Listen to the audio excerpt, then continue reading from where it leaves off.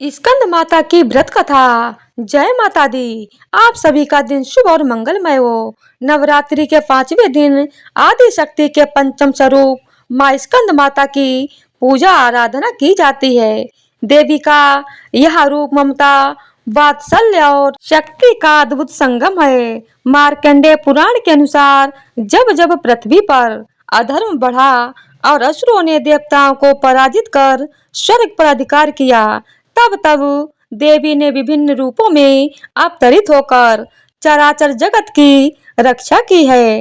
नव दुर्गा के क्रम में 5वें स्थान पर विराजमान माँ स्कंद माता को स्कंद की माता होने के कारण इस नाम से जाना जाता है। भगवान शिव और माता पार्वती के पुत्र कुमार कार्तिकेय का नाम स्कंद है और देवी अपने इसी पुत्र को गोद में लिए हुए सिंह पर सवार होकर भक्तों को दर्शन देती हैं।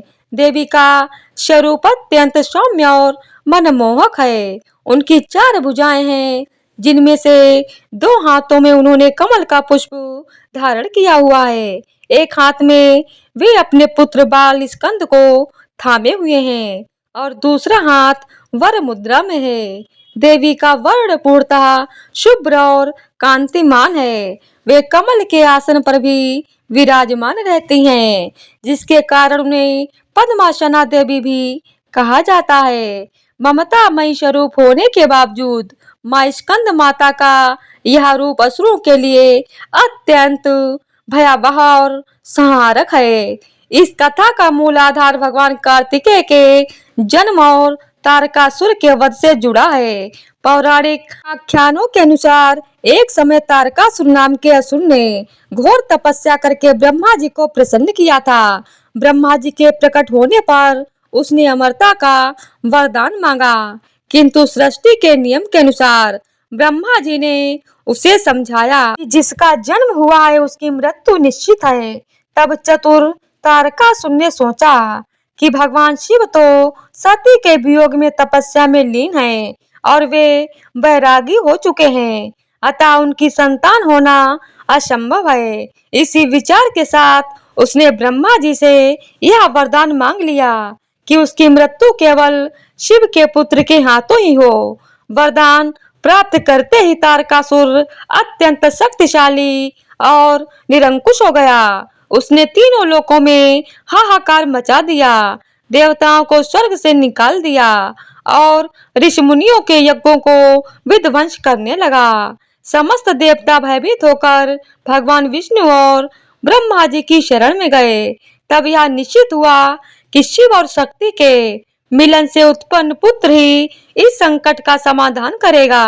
देवताओं की प्रार्थना और लोक कल्याण के लिए माता पार्वती ने कठोर तपस्या की और अतः महादेव के साथ उनका विवाह संपन्न हुआ। भगवान शिव और माता पार्वती के तेज के सम्मिलित अंश से एक अत्यंत दिव्य और प्रतापी ज्योति का प्राकट्य हुआ। यह तेज इतना प्रचंड था कि इसे साधारण रूप से धारण करना किसी के लिए संभव नहीं था। अग्निदेव ने इस तेज को गंगा की लहरों में स्थापित किया, जहाँ शरवड़ के वनों में 6 मुखों वाले बालक का जन्म हुआ। इसी बालक को स्कंद या कार्तिकेय कहा जाता है। माता पार्वती ने जब अपने इस दिव्य पुत्र को गोद में उठाया और उसे वात्सल्य प्रदान किया, तब उनका वही ममतामयी रूप स्कंद माता कहलाया। देवी का यह स्वरूप हमें यह सिखाता है कि शक्ति जब ममता के साथ जुड़ती है तो वह सृजन और संरक्षण का आधार बनती है। स्कंद माता की कथा केवल एक असुर वध की गाथा नहीं है, बल्कि यह उस दिव्य ऊर्जा का वर्णन है जो अपने भक्त को संतान सुख के साथ साथ मोक्ष का मार्ग भी प्रशस्त करती है। देवी के स्वरूप की पूजा से साधक का मन विशुद्ध चक्र में स्थित होता है, जहाँ से उनकी चेतना पूर्णतः निर्मल होकर ईश्वर की ओर अग्रसर होती है।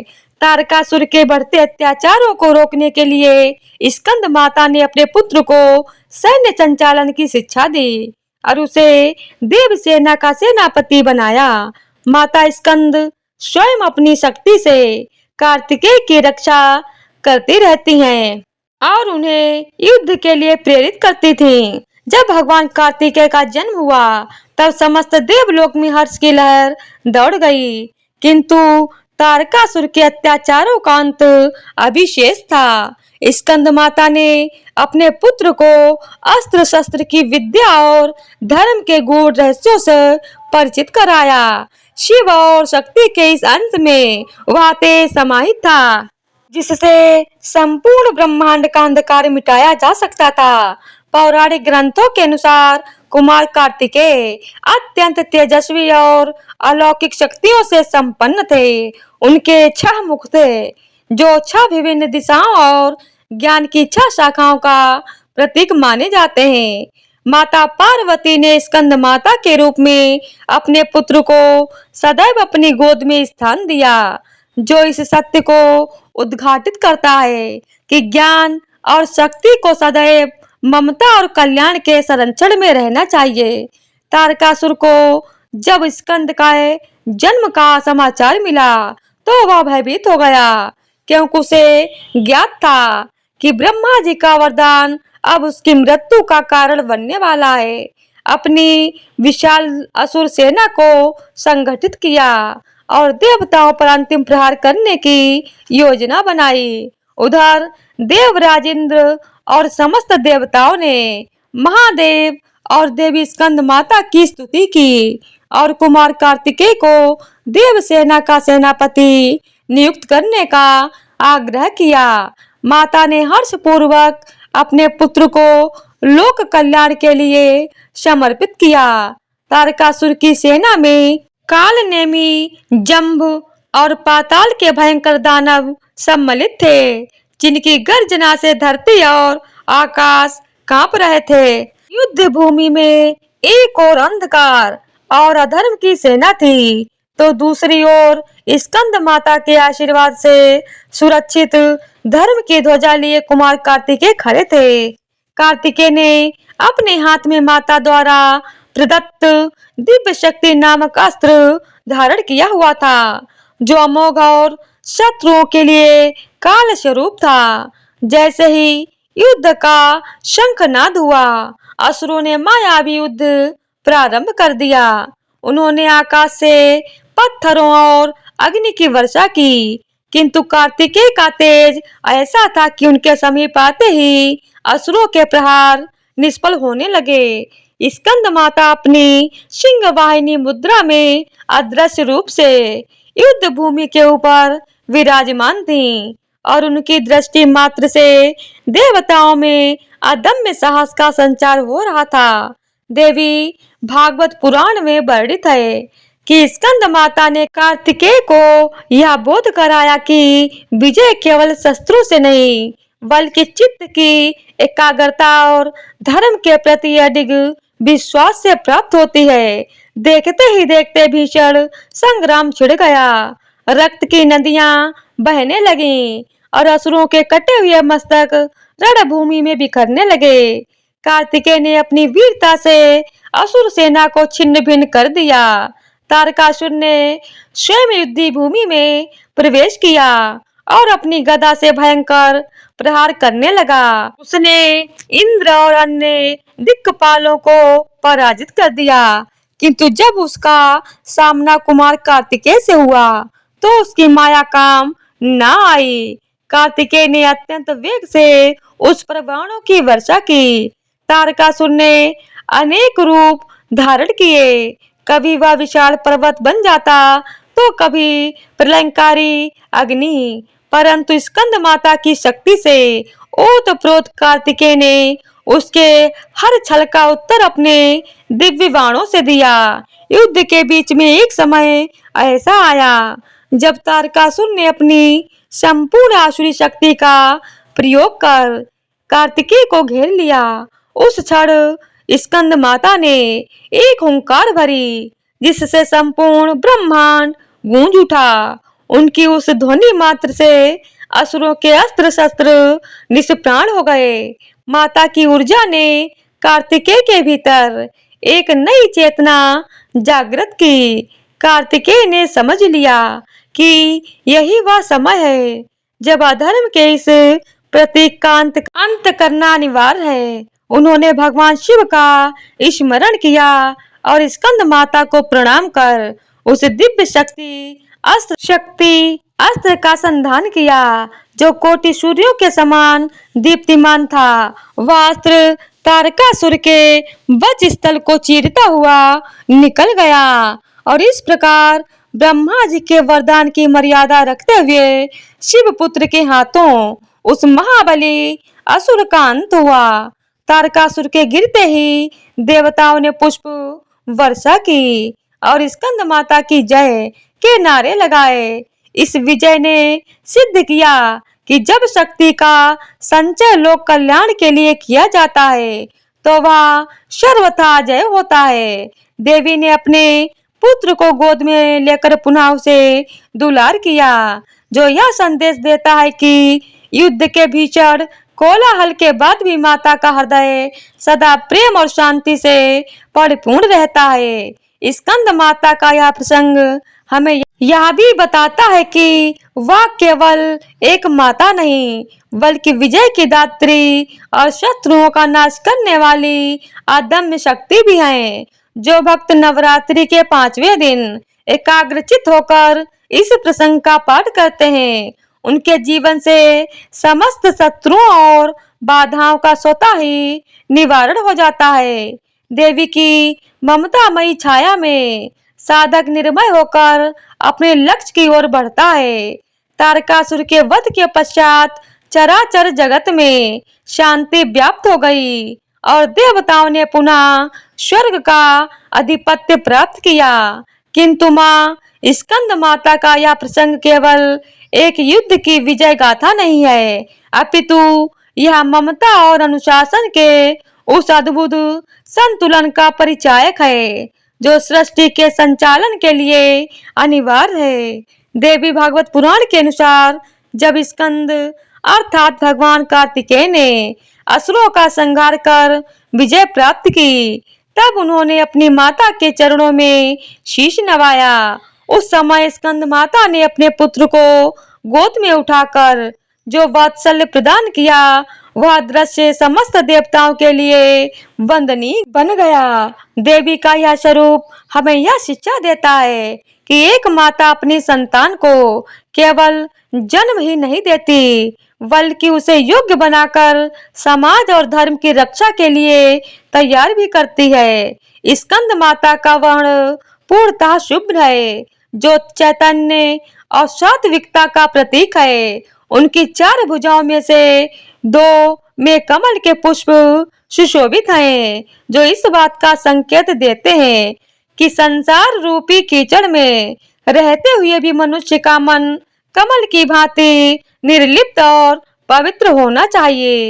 एक हाथ से उन्होंने बाल स्कंद को अपनी गोद में थाम रखा है, जो यह दर्शाता है कि ईश्वर सदैव अपने भक्तों और शरणागतों की रक्षा एक माता की भांति करते हैं।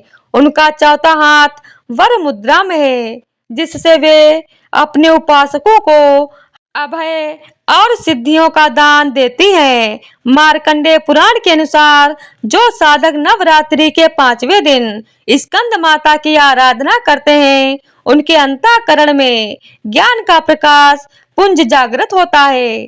देवी का वास सूर्य मंडल की अधिष्ठात्री देवी के रूप में भी माना जाता है, इसीलिए उनकी उपासना करने वाले भक्त अलौकिक तेज और कांति से संपन्न हो जाते हैं। स्कंद माता की महिमा अपरंपार है। वे जहाँ एक ओर अत्यंत कोमल और करुणामयी हैं, वहीं दूसरी ओर वे सिंह पर सवार होकर अपनी अदम्य शक्ति का प्रदर्शन भी करती हैं। सिंह पर आरूढ़ होना इस बात का प्रतीक है कि देवी ने क्रोध और अहंकार जैसे हिंसक विकारों को अपने वश में कर रखा है। जब साधक अपनी चेतना को विशुद्ध चक्र में स्थित करता है, तब उसे अनुभव होता है कि वह जगत की समस्त व्याधियां और मानसिक क्लेश देवी की कृपा से शांत हो रहे हैं।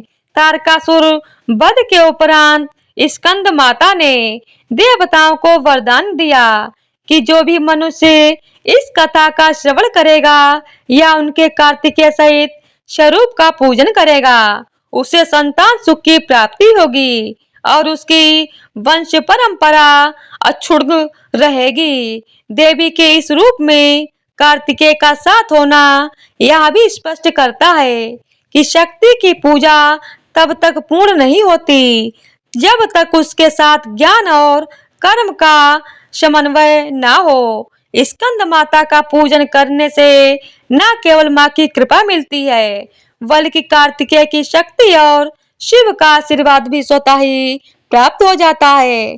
स्कंद माता की कथा का यह पक्ष अत्यंत महत्वपूर्ण है कि उन्होंने अपनी तपस्या और तेज से कार्तिकेय को वह सामर्थ्य प्रदान किया जिससे वे देवताओं के सेनापति बने। शास्त्रों में उल्लेख मिलता है कि देवी ने स्वयं हिमालय की पुत्री के रूप में जन्म लेकर महादेव को पति के रूप में प्राप्त करने के लिए हजारों वर्षों तक निराहार तप किया था। उसी तप की अग्नि से उत्पन्न हुआ वह तेज कार्तिकेय के रूप में फलीभूत हुआ। अतः स्कंद माता तपस्या के फल की साक्षात मूर्ति हैं। वे अपने भक्तों को यह संदेश देती हैं कि जीवन के संघर्षों में घबराना नहीं चाहिए, क्योंकि धैर्य और निरंतर प्रयास से ही विजय का मार्ग प्रशस्त होता है। देवी की साधना में शुद्धता का विशेष महत्व है। पांचवें दिन की पूजा में नीले रंग के वस्त्रों का प्रयोग या माँ को केले का भोग लगाना अत्यंत शुभ माना जाता है, क्योंकि यह शीतलता और ऊर्जा का प्रतीक है। देवी का यह स्वरूप ब्रह्मांडीय ऊर्जा का वह केंद्र है जहाँ से जीवन का संचार होता है। उनकी कृपा दृष्टि मात्र से जड़ भी चैतन्य हो जाता है और महिमा का गान करते हुए ऋषि मुनि कहते हैं कि जो मनुष्य काम क्रोध और लोभ का त्याग कर निष्काम भाव से देवी की शरण में आता है, उसे संसार के आवागमन के चक्र से मुक्ति मिल जाती है। इस कथा के अगले भाग में हम स्कंद माता की पूजा के विशिष्ट विधान, मंत्रों की शक्ति और उनके द्वारा भक्तों को दिए जाने वाले अष्ट सिद्धियों के आशीर्वाद पर विस्तार से चर्चा करेंगे, ताकि साधक अपनी भक्ति को पूर्णता प्रदान कर सके। देवी का प्रत्येक अंग और आयुध एक विशेष आध्यात्मिक सत्य को उद्घाटित करता है, जिसे समझना हर श्रद्धालु के लिए कल्याणकारी है। स्कंद माता की आराधना का विधान अत्यंत सूक्ष्म और प्रभावशाली है, जो साधक को लौकिक सुखों के साथ साथ पारलौकिक ज्ञान की ओर ले जाता है। दुर्गा सप्तशती के अनुसार नवरात्रि के पांचवें दिन साधक का चित्त विशुद्ध चक्र में प्रविष्ट होता है। यह चक्र कंठ में स्थित होता है और इसका संबंध आकाश तत्व से है। जब साधक माँ स्कंद माता के स्वरूप का ध्यान करता है, तो उसके भीतर की समस्त अशुद्धियां और मानसिक विकार दूर होने लगते हैं। देवी का यह पूर्णतः प्रकाशमय है, मानो करोड़ों सूर्य के साथ उदित हो रहे हों। स्कंद माता की पूजा में शुद्धता और एकाग्रता का विशेष महत्व बताया गया है। पौराणिक आख्यानों के अनुसार जो भक्त इस दिन स्कंद माता के मंत्रों का जप करते हैं, उन्हें साक्षात देवी की उपस्थिति का अनुभव होता है। स्कंद माता केवल कार्तिकेय की माता नहीं है, बल्कि वे संपूर्ण सृष्टि की मात्र शक्ति का प्रतिनिधित्व करती हैं। उनकी गोद में स्थित बाल कार्तिकेय इस सत्य का प्रतीक है कि स्कंद की रक्षा सदैव माता के द्वारा ही सुनिश्चित की जाती है। मार्कंडेय पुराण में उल्लेख है कि देवी के इस स्वरूप की अर्चना करने से मूर्ख भी विद्वान बन जाता है, क्योंकि वे शब्द और अर्थ की अधिष्ठात्री भी मानी जाती हैं। कालिदास जैसे महान कवियों की विद्वता के पीछे भी स्कंद माता की ही कृपा मानी जाती है। पूजा के समय देवी को केले का नैवेद्य अर्पित करना अत्यंत शुभ फलदायी होता है, क्योंकि यह फल आरोग्य और संपन्नता का प्रतीक है। देवी का सूर्य मंडल की अधिष्ठात्री होना यह दर्शाता है कि उनकी कृपा से साधक के जीवन का अंधकार मिट जाता है और उसे यश, कीर्ति तथा तेज की प्राप्ति होती है। जो स्त्रियां संतान सुख से वंचित हैं, उनके लिए स्कंद माता का व्रत और कथा श्रवण करना अचूक उपाय माना गया है। देवी भागवत पुराण में कहा गया है कि स्कंद माता अपने भक्त की पुकार सुनकर वैसे ही दौड़ पड़ती हैं, जैसे एक गौ अपने बछड़े के लिए व्याकुल होकर दौड़ती है। उनके हाथों में स्थित कमल का पुष्प यह संदेश देता है कि संसार के रोग, देश और मोह माया के बीच रहते हुए भी व्यक्ति को अपने आत्मिक स्वरूप को अछूता रखना चाहिए। स्कंद माता की शक्ति अमोघ है। वे अपने भक्तों के योग्य क्षेम का वहन स्वयं करती हैं। युद्ध भूमि में कार्तिकेय को जो अजय शक्ति प्राप्त हुई थी, वह स्कंद माता के आशीर्वाद का ही परिणाम थी। तो प्रेम से बोलिए स्कंद माता की जय हो। तो आज की वीडियो अगर आप लोगों को पसंद आई हो तो वीडियो को लाइक, शेयर और चैनल को सब्सक्राइब कर दीजिएगा और कमेंट बॉक्स में जय माता दी अवश्य लिखिएगा। धन्यवाद।